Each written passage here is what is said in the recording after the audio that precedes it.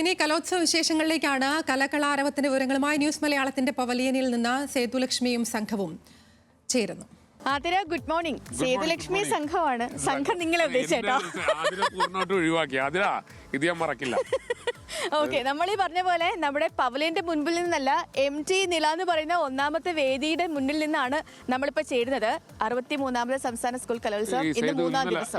ഇന്ന് ജനപ്രിയ മത്സരങ്ങളാണ് പൂർണ്ണമായിട്ട് നടക്കുന്നത്. അതായത് മിമിക്രി, മോണോക്ടി, എന്റെ ഐറ്റംസ് ആണ്. അതെ അതെ അതെ എല്ലാവർക്കും ഒരേ ശബ്ദമായിരുന്നു അല്ലേ? 37 നടന്മാരാണ്. 37 നടന്മാർക്ക് ഞാൻ എന്റെ ശബ്ദം കൊടുത്തു.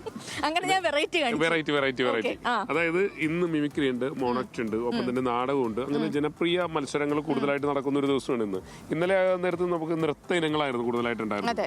നാടോടി നൃത്തം അടക്കമുള്ള ഇനങ്ങളുണ്ടായിരുന്നു. പക്ഷെ ഇതിൽ ചെയ്ത് നമ്മൾ എടുത്തു പറയേണ്ട ഒരു കാര്യം എന്ന് പറയുന്നത്, കണ്ണൂർ ജില്ല മത്സരം ആരംഭിച്ച ആ ഘട്ടം മുതൽ ഇപ്പൊ 118 മത്സരങ്ങൾ അവസാനിച്ചു കഴിഞ്ഞു.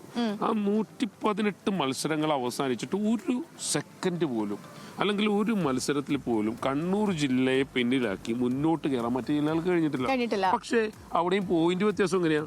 1 പോയിന്റിന്റെ 2 പോയിന്റിന്റെ വ്യത്യാസം. അതുകൊണ്ട് നമുക്ക് ആദ്യം പോയിന്റ് എന്നുള്ള പറഞ്ഞു തന്നെ പോവാം അല്ലേ? അപ്പം ഇതുവരെ മത്സരങ്ങൾ അവസാനിക്കുമ്പോ ഇന്നലത്തെ വരെയുള്ള കണക്കനുസരിച്ച് അല്ലേ, കണ്ണൂർ ജില്ല, സഞ്ജയൻ പറഞ്ഞ പോലെ കണ്ണൂർ ജില്ല തന്നെയാണ് ഒന്നാം സ്ഥാനത്ത്. 449 പോയിന്റാണ് കണ്ണൂരിന് ഇതുവരെ. തൊട്ടു പിറകിൽ തൃശ്ശൂരാണ് കേട്ടോ. കാരണം ഇന്നലെ വരെ കോഴിക്കോടായിരുന്നു, ഇന്ന് തൃശ്ശൂരാണ്. 448 ആയിരിക്കും.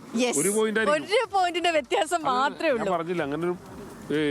ഇനി 3ാമത് വരാൻ പോകുന്നത് മിക്കവാറും കോഴിക്കോടായിരിക്കും. മിക്കവാറും അല്ല, ഉറപ്പായും കോഴിക്കോടാണ്. 446 പോയിന്റ്. അപ്പൊ തിരുവനന്തപുരം എത്രാം സ്ഥാനത്ത് നമ്മൾ അറിയണം. തിരുവനന്തപുരം അല്ല, ഞങ്ങൾ 10 അല്ല, ഞങ്ങൾ 9ആണ്. 9ാം സ്ഥാനം. 9ാം സ്ഥാനത്ത് 419 പോയിന്റ്. അപ്പൊ അതാണ് ഇന്നത്തെ ഇതുവരെയുള്ള പോയിന്റ്. ഇതിന്റെ ഒരു പ്രശ്നം എനിക്ക് മനസ്സിലാക്കാൻ കഴിയുന്നത് എന്താണെന്ന് വെച്ച് കഴിഞ്ഞാൽ, ഈ സ്വയത് പോയിന്റ് ഒക്കെ പറയാൻ നേരത്തു ഇത് ശ്രദ്ധിച്ചിരുന്നു. 1 പോയിന്റ് 2 പോയിന്റ് വ്യത്യാസം മാത്രമേ ഇങ്ങോട്ടും ഉള്ളൂ. പിന്നെ പാലക്കാട് പല ഘട്ടങ്ങളിൽ 2ാം സ്ഥാനത്തേക്ക് വരുന്ന പാലക്കാട് പോയിരിക്കുന്നത് അത്ര വലിയ പോയിന്റിന്റെ വ്യത്യാസമൊന്നും അല്ല. 4-5 പോയിന്റിന്റെ വ്യത്യാസം ഉണ്ടാവുള്ളൂ തോന്നുന്നു ഒന്നാം സ്ഥാനക്കാരുമായിട്ട്. 9 പോയിന്റിന്റെ. അതായത് ഏത് സമയത്ത് വേണമെങ്കിലും ഇതെല്ലാം മാറി. ഇനി 3 ദിവസം കൊണ്ട് 131 മത്സരങ്ങളാണ് ഇനി അവശേഷിക്കുന്നത്. ഏത് സമയത്ത് മാറി മറിയാവുന്ന